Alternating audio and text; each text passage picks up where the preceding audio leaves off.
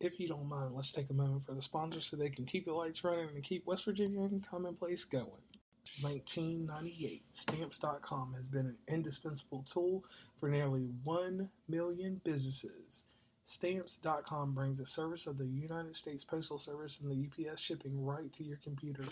Whether you're in an office sending invoices, a side hustle Etsy shop, or a full blown warehouse shipping out orders, Stamps.com will make your life easier.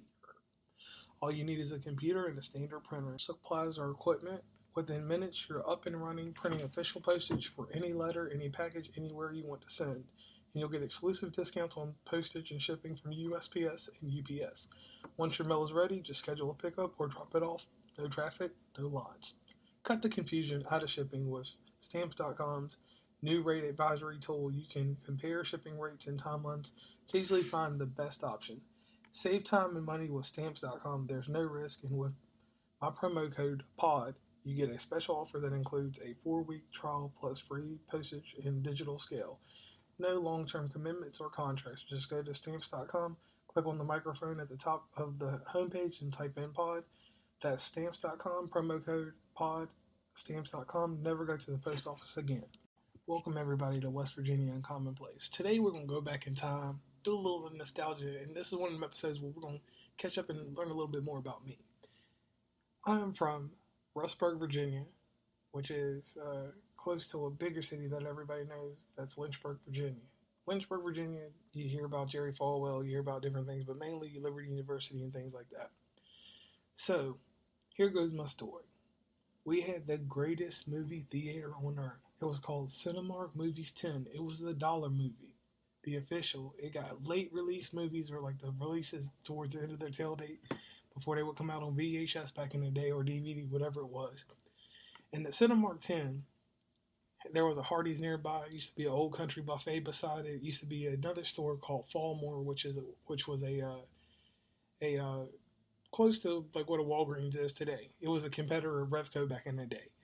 So the Cinemark movie, they held different events. They had the all night movie, and at this time I was between the ages of 10 to 16 was about the time that I went to this theater. And then after that, once I got older, um, I still continued to go, but it wasn't a necessity. This place you could go Friday, Saturday, Sunday. It did not matter. Everybody, I'm talking about people from counties away. Now, where I'm from, the adjoining counties, they're Appomattox, Bedford, uh, Amherst, and the city of Lynchburg. So you got all these different schools and different things coming to this one place. And uh, this place was located at the outskirts of Lynchburg, so it almost touched into Campbell County if it had been up one more hill. Um, but the crazy thing about this thing was like I'm talking about even people as far as Nelson County, which was really far. You would meet up at this spot. I would get a girlfriend or get a girl's number at first from another school. I just, because you just come out there in your little jazzy clothes, whatever you had on. I mean, back then we was wearing, looking like Michael Jordan with the golf clothes on, looking like we was going wherever with whatever. And it didn't matter if you didn't have a lot of money because all I needed was $20 to set this thing off. And I would work hard during the week for my mama doing whatever. Sometimes, she would just reward me just for being good in school and not get suspended. So this was the thing. On Monday, because I'm a hype man, and everybody knows that I'm a hype man. I would advertise. I'd be like, "Yo, who going to the movies? What we gonna go see?" And you knew that all working families, nobody was gonna get to the movie theater till 6 o'clock. And what I didn't know was that the Lynchburg kids, because they had public transportation, they could get to the movies, but they had to make sure they got up out of there by like 10 o'clock so they could get home. So all these kids, like we would just I'd hit the girl up on the phone if she lived in another county, and I'm like, "You coming out them Bedford Woods and coming out here to see me at the movie theater? I got you tonight. I'll take you to Hardee's. You know you ain't been to Hardee's." And the thing was, with $20, I could get us in the movie, maybe even see two movies if the movies was flat and they had good timing. And then I had to hook up because my friend at the time, her name Maggie, she worked there, so she gave us the hookup at Hardy. So I threw her a little cash, whatever, and it doesn't matter now because she ain't gonna get in trouble behind it. But if anything, we would rock it out and get them old roast beef sandwiches or whatever bullshit was at Hardee's, and that was a date. And I'm talking about like I'm like 12 years old, or I don't even know if I was 12. I was in the sixth or seventh grade. My mom let me go to the all night movie, so I'm at the all night movie.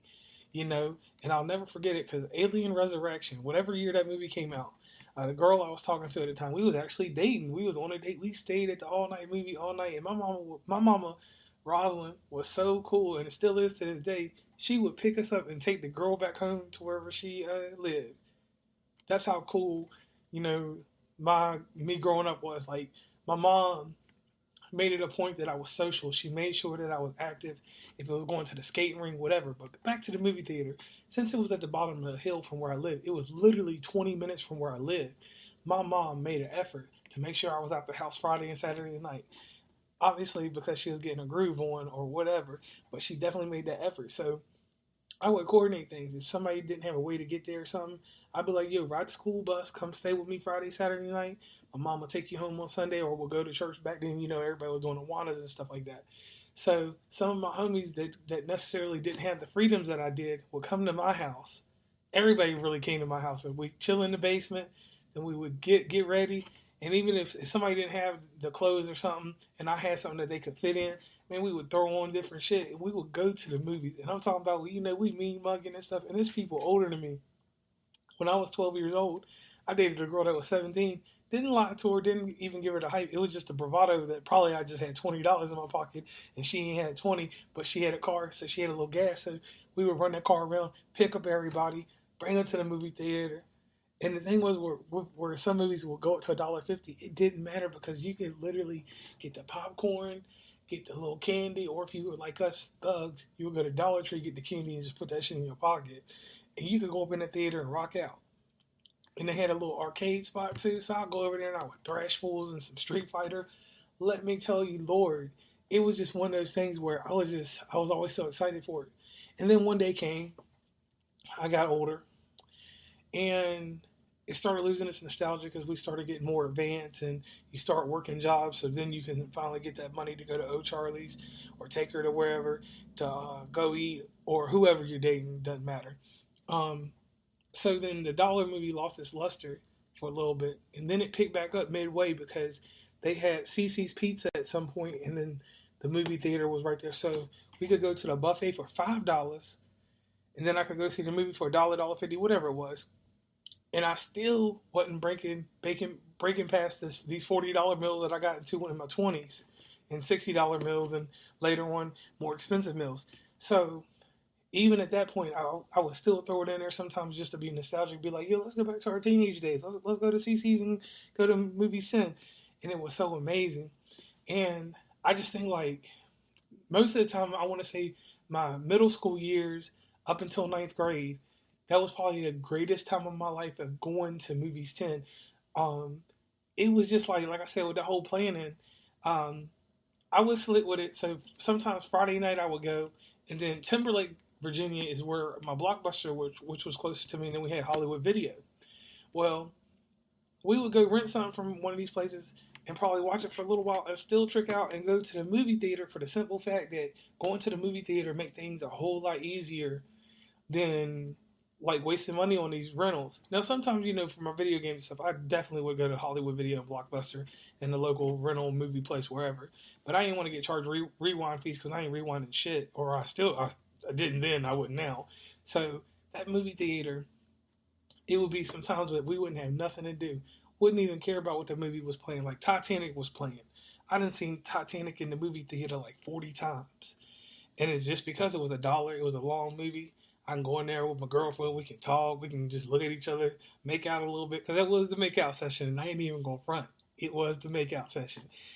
But the thing was that inside that movie theater, I was protected in that joint. We never had fights. And, sometimes some skirmishes would happen in the parking lot. But I know whenever we pulled up, I had the 1985 Chevette and everything with the pantyhose as the belt because my belt broke.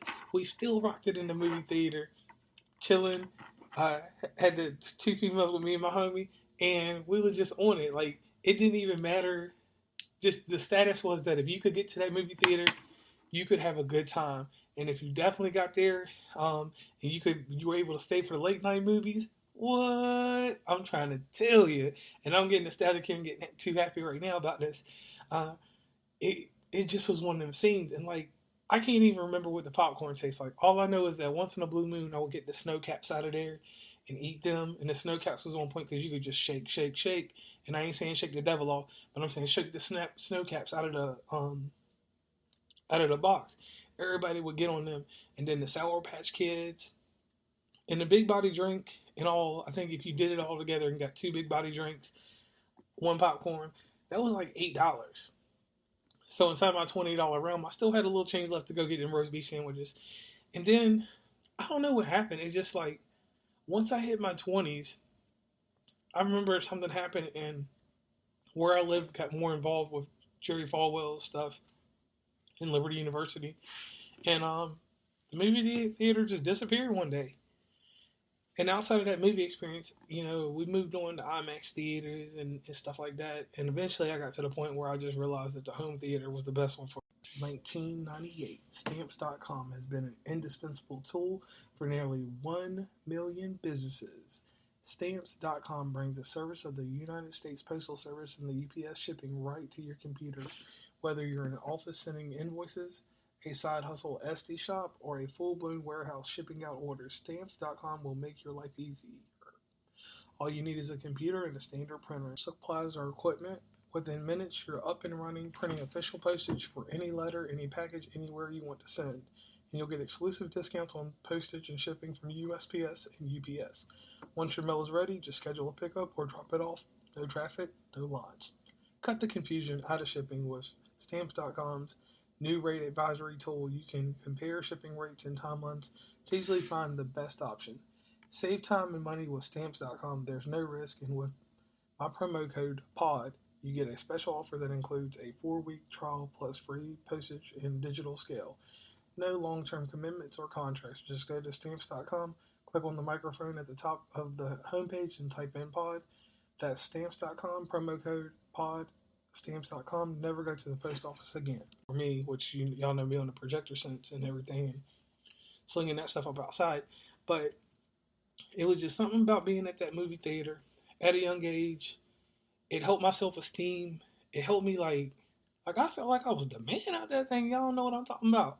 And it was just something at that time in life.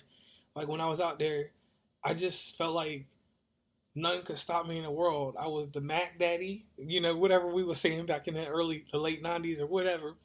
I was rolling around, talking some good game, um, telling them I stole that line from Biggie. I would tell the lady, I'd be like, meet me in the future later. I'll take you shopping, buy you lavenders and fuchsia gators. And I wasn't going to buy no fuchsia gators, but I always did later on. Even in life, I took that same lingo and I just would tell them, meet me in the future later. Because sometimes, we plant seeds certain ways, but that meet me in the future later, if I ever told you that, something happened later on down the road. And even back then, I would, being from Rustburg, we're like a country group of people, getting to hang out with some of my friends that moved to Brookville, some of the ones that went to Liberty, Stanton River, which them Stanton River people didn't come out that much, but still, the people from Amherst County, EC Glass, Heritage, who I forget, Jefferson Forest, all these places had all these kids coming out there, and outside of that, the only other thing that we had that was in my area that was really true was FunQuest, and on that, FunQuest was our skating ring, and I'm just gonna go ahead and throw a few words in about that. So at the same time, sometimes we would do these crazy nights, like when my mom was heavy balling, because my mom always kept us good.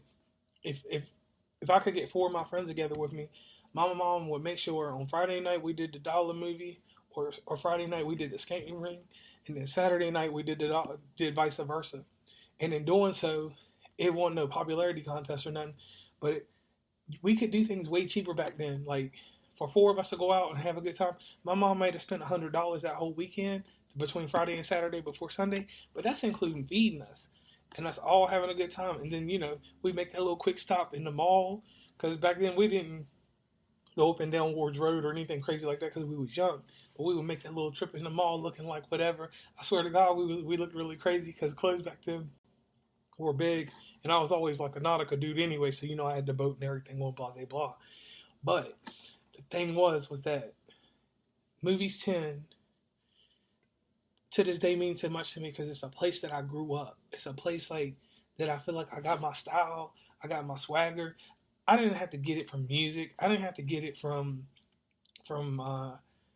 MTV, BET, or none of that. It was just being at the movie theater, running my game, or at least what I thought was game, and just getting to meet people, having a little heartbreak because one girl did break up with me at the movies. But I was one of them Casanovas and stuff like that, so I picked up somebody else, you know, a next movie night out.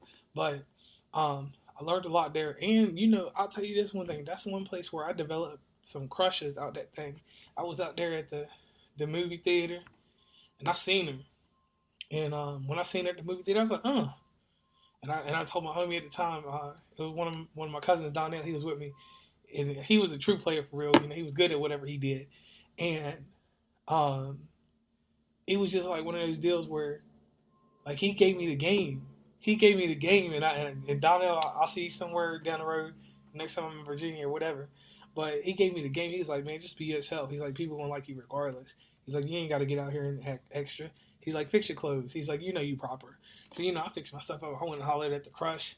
The crusher did crush me, though. She was like, nah.